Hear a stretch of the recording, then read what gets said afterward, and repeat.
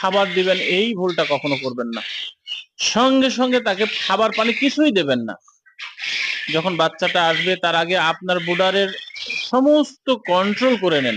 চিকগার্ড থেকে বেড বিছানা, মানে তাপ থেকে সঠিক তাপমাত্রা আগে আপনার ওই বুডারের জায়গা, যে বাচ্চাটা যে ঘরে রাখবেন তার তো সেটা ঘর, সেটা বিছানা, এই বিছানায় জায়গাটা আপনি একেবারে সুন্দর করে নেন, তাপমাত্রাটা সঠিক করে নেন।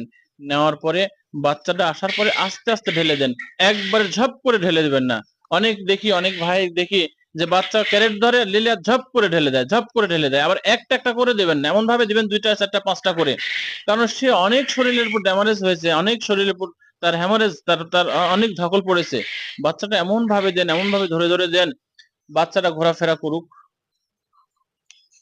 তাকে পানি সেবন করান, পানির সাথে তাকে গ্লুকোজ সেবন করান। লাইসোবিটটা ব্যবহার করতে পারেন কখন, এখন গরম সময়, কিন্তু লাইসোবিট এখন আপনি দিনের বেলা কখনো ব্যবহার করবেন না। প্রথম প্রোডারে আপনি সেটা রাত্রে বেলাতে দিতে পারেন। তারপরে দিনের বেলাতে আপনাকে পাখিটা প্রস্তুত, যেমন আমার যে পাখিটা যাবে চট্টগ্রামে আজকে সন্ধ্যার সময়, কালকে সকালে যা পৌঁছবে, সারাদিন এই পাখিটাকে গ্লুকোজ সেবন করান।